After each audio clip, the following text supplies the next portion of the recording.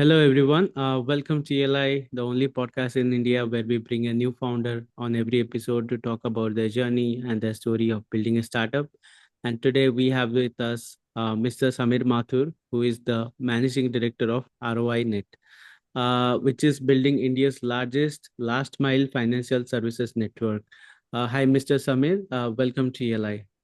Hi, thank you. Uh, Mr. Samir, to start with, would request you to introduce yourself to our audience, a little bit about your background, where were you born and brought up, where did you study, where did you work, and how did you arrive at the path of entrepreneurship?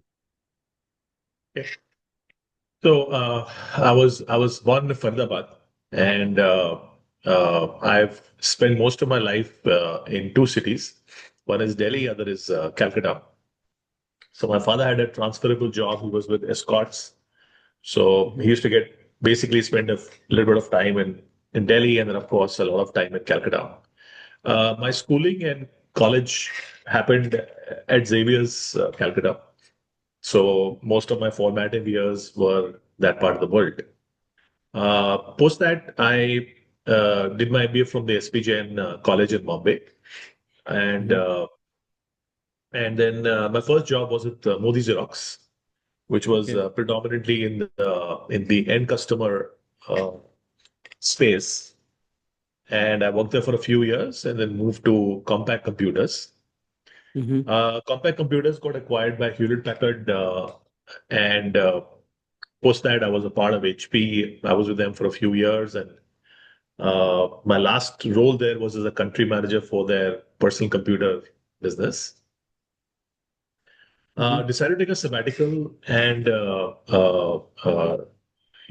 point of time, my idea was to go to the US and work with HP. But Mm-hmm. I took a sabbatical, and then I did my full-time MBA from MIT, Massachusetts Institute of Technology, Sloan Business School. Right. Uh, And the idea was from there I would move to the US. But as luck would have it, while I was there, we worked on an academic project uh, with a couple of students from Harvard Business School, and Mm-hmm. the project was predominantly around financial inclusion and how private companies can play a role in solving this problem, especially for developing markets. At that point of time, we're looking at Africa and a few other markets then. Mm-hmm. So one thing led to the other. When I was passing out, one of my colleagues, one of my friends there said, "Listen, why don't we convert this business model into a business idea? Why don't we start something of our own?" Mm-hmm. And so one thing led to the other. We started discussing. I came to India. I met some senior people in the finance sector, the ministry. I met some people in RBI.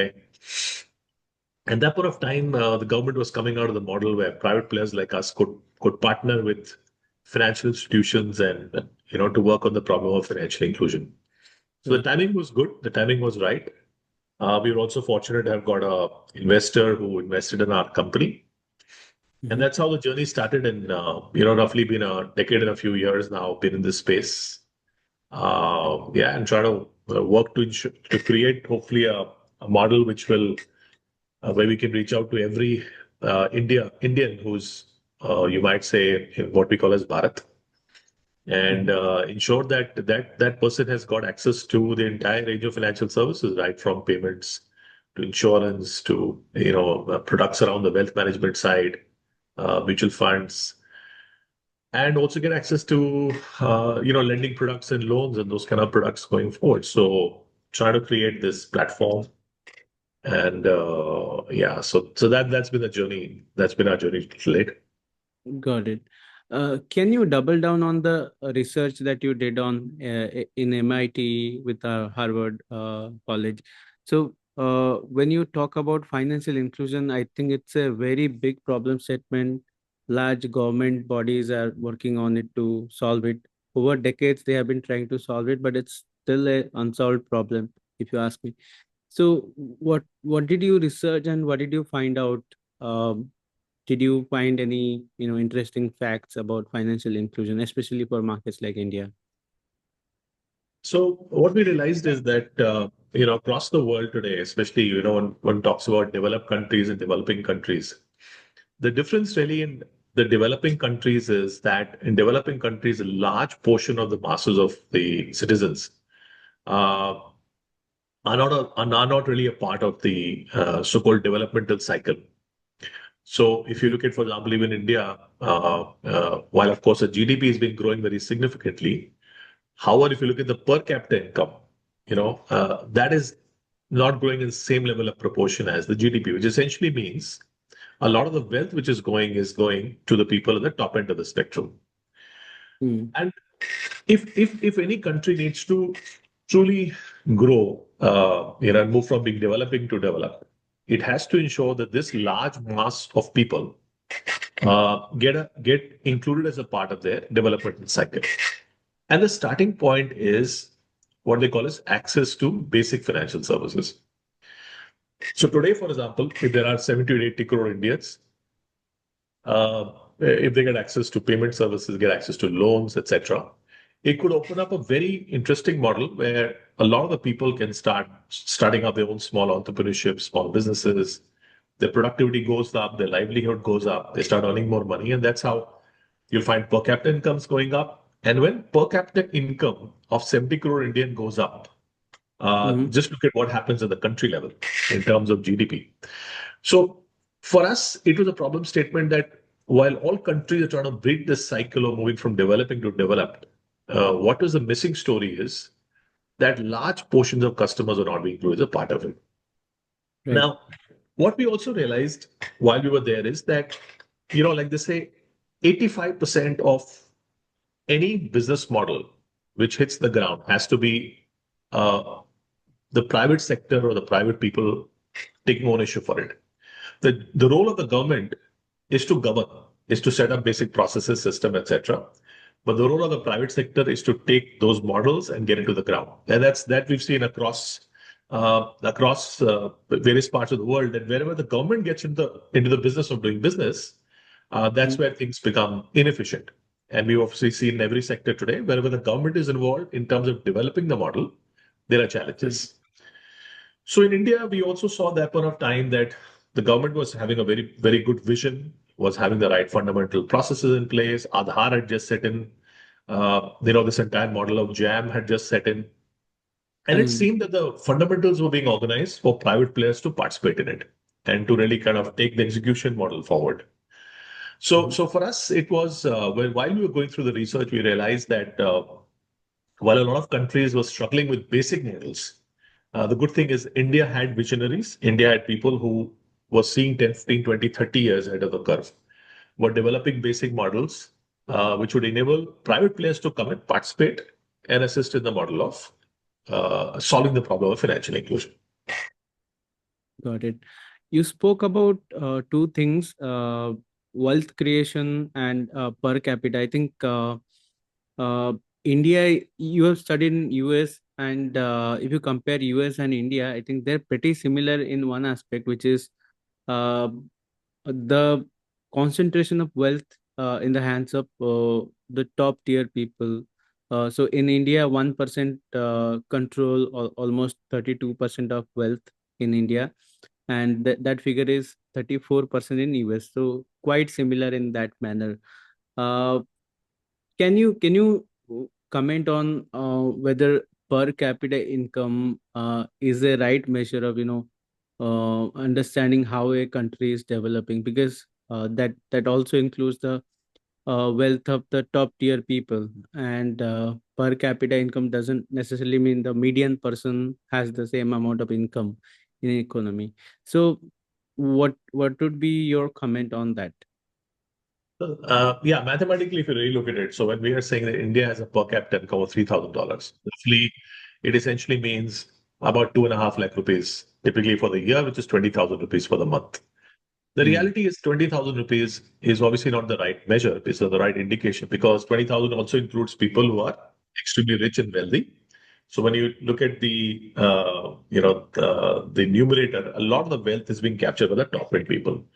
So Right. therefore, the if you exclude, let's say, the top 1%, the number will be far different. It'll be maybe even close to maybe 50% of that in terms of per capita income.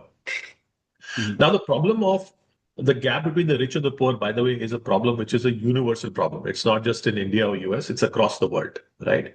The term which the people use is Gini coefficient. Gini coefficient essentially is a Correct. coefficient. It talks about the gap between the rich and the poor. And unfortunately, in a lot of countries across the world, that coefficient is moving in the wrong direction, which means the gap between the rich and the poor is increasing. But that being said, whether the number is 2.5 or it's 1.5 or one, in reality is it's still very small, right? And that's the key fundamental number we have to work with. That the number itself is very small. The opportunity to grow is huge. The opportunity to grow is huge, provided we can provide basic quantum of capital to and access to capital to these 70, 80 crore Indians.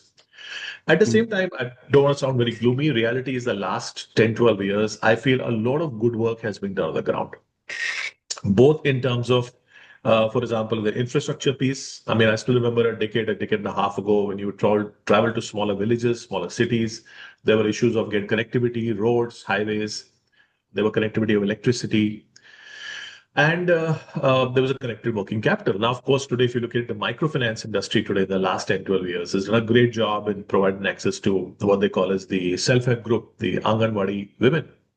Millions of women are included as a part of the this entire model. And a lot of work has been done. So if you travel to the smaller locations, you'll now find lots of women are included as a part of the journey. So I think Mhm. things are moving the right direction. Things are really moving the right direction. I see a lot of good work happening in the ground. And my general sense is that one of the reasons also why India today is moving at a much faster pace in terms of GDP in the rest of the world is because of programs like these. And a full credit, of course, goes to the government and the regulatory bodies for setting up the vision and the infrastructure. But I think a lot of good private players also have kind of come in and said, listen, we will participate in the drive while we're creating a commercial model at the same time. We'll be able to also move the needle as far as financial inclusion is concerned. Got it. How would you define the term financial inclusion? Who would you say is financially included? Is it just the bank account, and because of bank account you probably get access to UPI? Is that all financial inclusion? Or I think access to credit is a big thing that India has not solved yet. You spoke about 70 to 80 crore Indians. I don't think they have any financial history, and hence they don't have access to credit. So, how would you define the term financial inclusion? And in percentage terms, how much financial inclusion has India uh, sort of achieved? Yeah. So if you look at it, I think financial inclusion as a definition, I think is evolving over a period of time. So if you look at it about a decade ago, the concept of financial inclusion was anybody who has access to getting a bank account, has an ability to save his money and transact. So, that maybe that's the first starting point to financial inclusion. But I think now the definition is obviously changing. I mean, today, thanks to the Jan Dhan Yojana, we have almost like 40, 45 crore accounts which people have got. And a number of them have started now transacting. They're almost like 3.5, 4 lakh crores of deposits which have happened in these accounts. And there is a fair amount of traction happening on the payment side. However, I think if you look at the true concept of financial inclusion is when I would say all elements of the financial uh, uh, model is kind of covered as far as the customer is concerned, which means A, uh, payment services, B, getting insurance, whether it's life or health, being covered as far as insurance is concerned. Mhm. Getting access to capital for small business or whatever meeting his personal needs, uh, and to that extent, obviously, building up the digital history becomes very, very critical.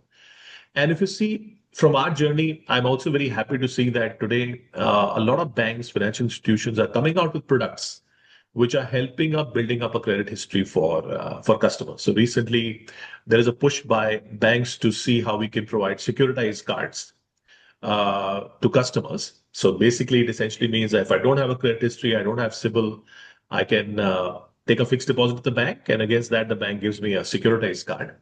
I use the card for 6 months. So I make a payment.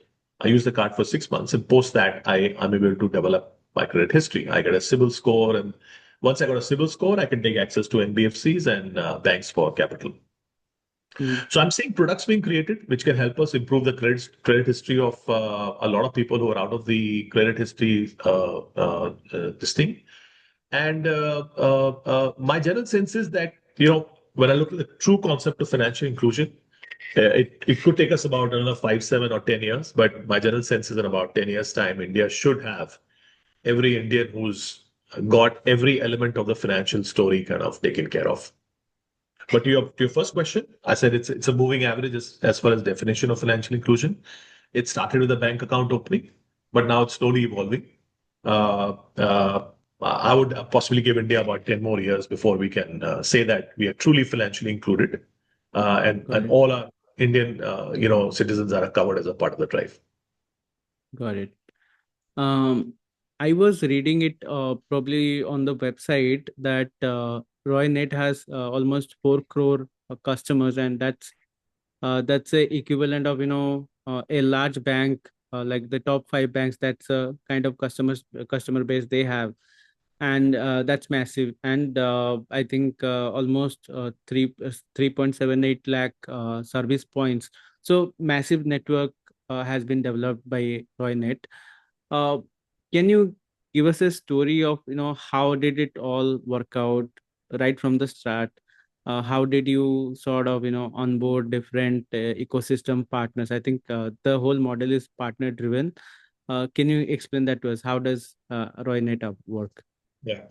So when we first started the journey, one of, like I said, the biggest advantages and the tailwinds we had was that uh, the structure which was put up by RBI, where it allowed us to partner with banks to create these franchisee points or mini bank branches across the country, Mm, which in a way technically are still branches of the bank.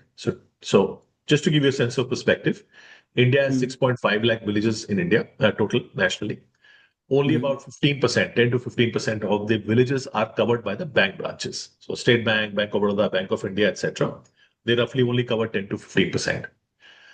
mm, Uh, and the issue they had was the fact that to get to the balance, issue of viability comes in setting up a bank branch. And that's how the concept of the business correspondent model came in, where private players like us could partner with banks to create low-cost banking centers nationally. And, we can open up a banking center really at a fraction of the cost. That's how the whole model came in.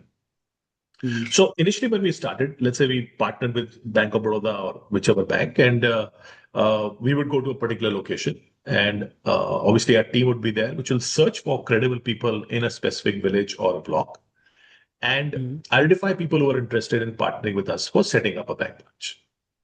Okay. Now, the advantage you always had is you're still riding on the brand of a bank. So typically, let's say Bank of Baroda or State Bank of India or Bank of India has still got credibility and trust as far as the consumer is concerned. So if you Mm, walk into our store, any of our stores today across the country, you'll find the signage is basically the bank, which is the Bank of Baroda, and of course ROInet. It's a joint signage which is created. But obviously the bank's brand has a huge value as far as the customer is concerned.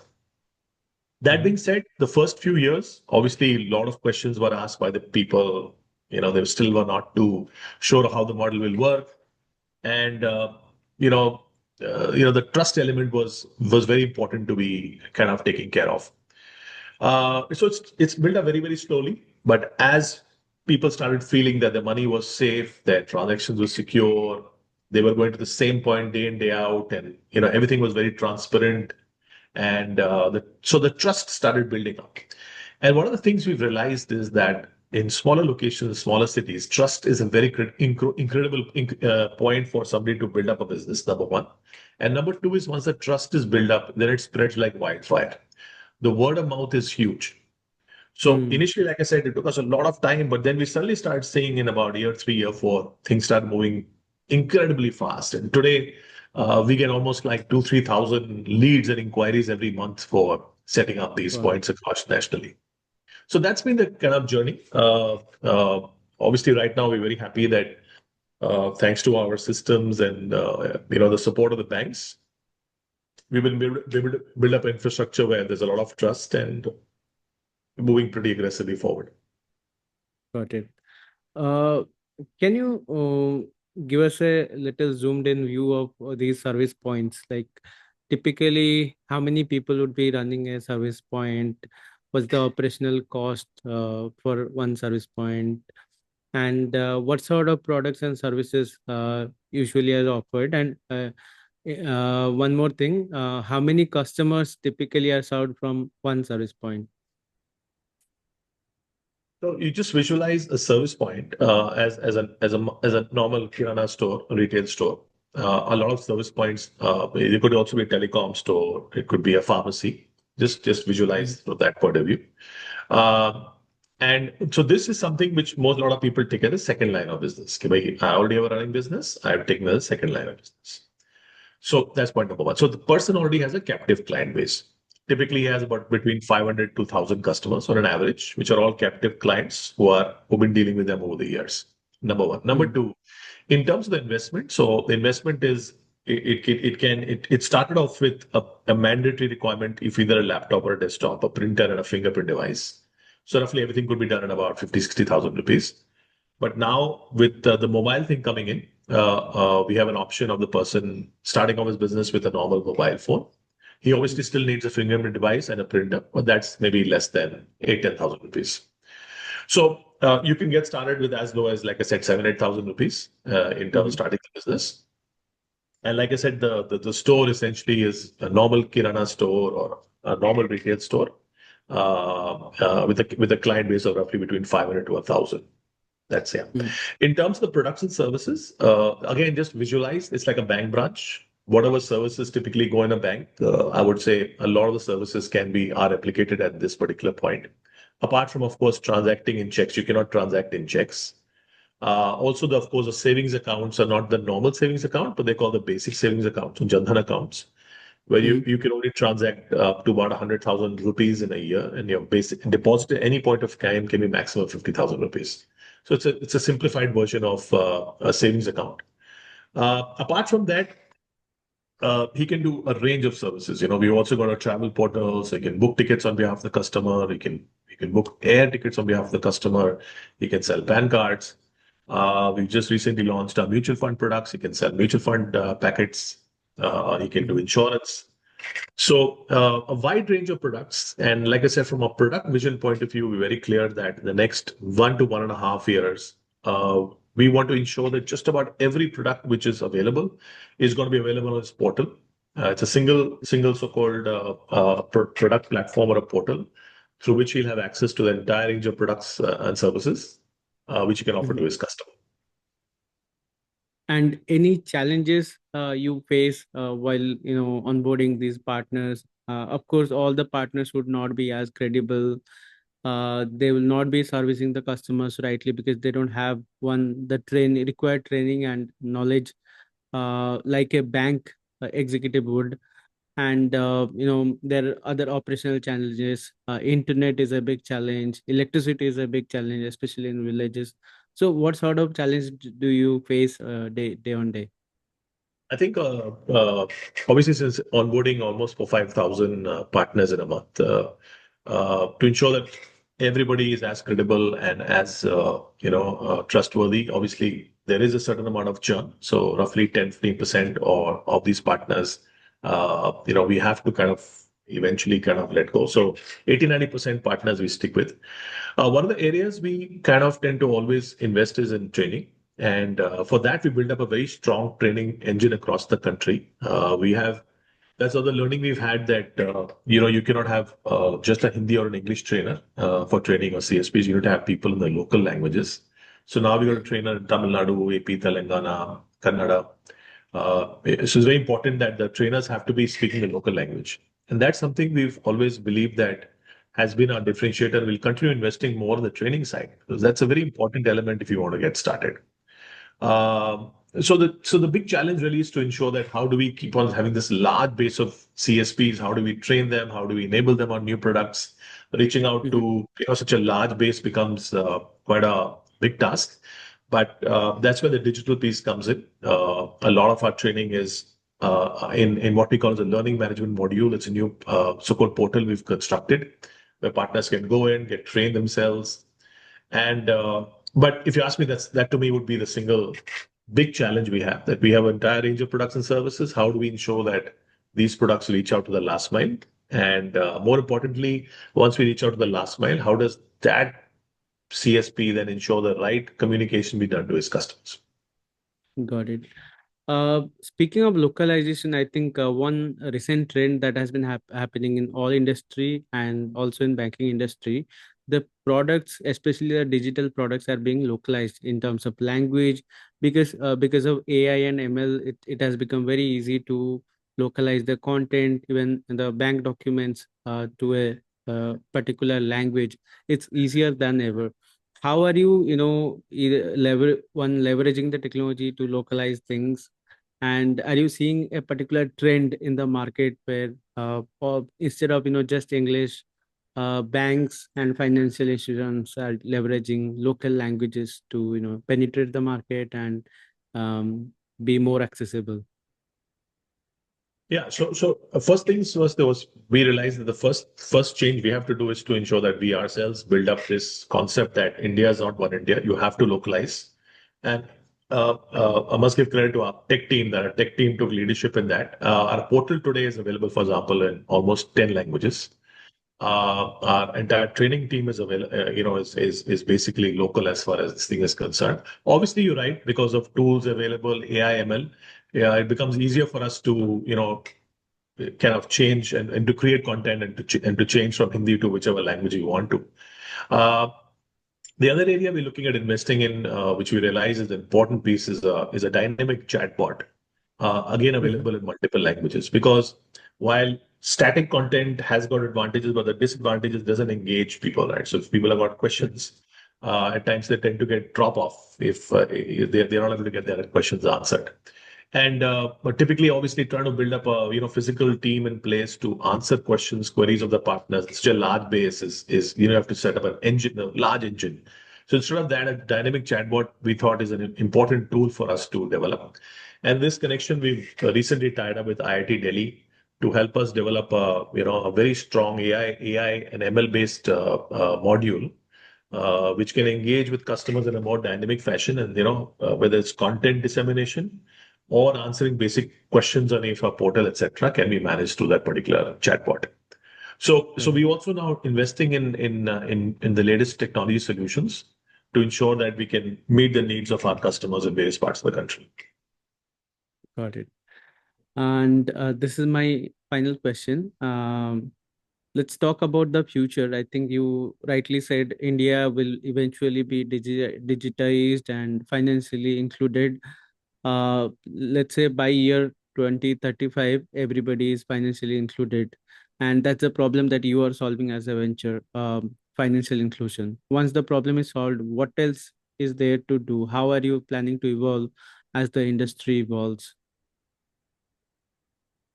Uh, Number one is, even in various, first of all, I think when one is talking about this financial inclusion drive, there's a level A, level B, level C, right? So there is graduation of, so when one talks about even insurance, various categories of insurance products, starting from level A, going to level C and level D. I think that is a long-term process, right? That could be ranging into a few decades. Also, we have to understand the fact that today, India, when it comes to basic education in a lot of parts of the country, we are still trying to, put in the basic infrastructure in place in a lot of locations, and that might take us a few decades. So my general Hmm. sense is that when I talked about 10 to 15 years, us getting to financial inclusion, I think that's going to be level A, getting the basics in place, the basic health, or the basic life, basic access to capital. I think the journey of financial inclusion and financial drive is obviously a long-term journey. It could be ranging across multiple decades. And I think newer products will emerge over a period of time. So this is not something which is going to stop by 2035. Then life stops. You don't need to do anything else. I think it's going to be an iterative journey. More and more products are going to come in. More and more solutions are going to come in. I think we also have to then work towards moving customers from the level A to the level C. And that to me is an iterative long-term journey. The critical piece we still believe is for Bharat, while digital is the core of what we're doing, but we also believe that there is a need for an assisted model. Because even today, customers want to go to a person whom they can trust, whom they can rely on for information on a product and service. Reality is a lot of life insurance today is still sold through life insurance agents, people whom their Right. customers trust, while their digital model is available. But the reality is that people still want to go to their life insurance agent because they trust them. They also believe that that person is interactive. I can speak to the person. I can get clarification on my queries. Mm. So I think this is going to be a long-term journey. I don't think it's a journey where you say in 25, 35, then your mission is accomplished. This is going to be a very long-term mission which you have to achieve, and moving customers from current levels of financial inclusion to the next level. And yeah, it'll be interesting how the model pans out going forward. Sure. And before we end, just one last thing. I would love to hear your message to other entrepreneurs out there who are trying to find out shortlist problem statement to solve. And usually, what an entrepreneur does is they try to find high value, highly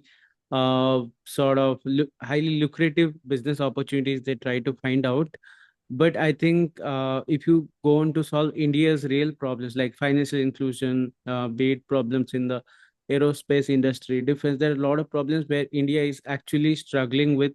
And if you solve those problems, it will take the country forward. So, what would be your message to other entrepreneurs out there on how to shortlist India's problems and how to solve them? Yeah, the way I see it, obviously, every entrepreneur at the start of whatever he does, it has to be a commercial model, right? We all living for ensuring that the model we create is able to create commercial value to our lives and to our employees' lives, to our investors' lives. That's obviously the starting point of any model which we create. And obviously, the next step is to ensure, and if you're lucky to be working in a space which is making a difference to society. But that being said, I would maybe advise two, three things. Number one is whenever one is looking at getting into any space, XYZ, do spend a lot of time in doing your basic research in terms of understanding the problem statement, understanding what are the specific problems of the customers.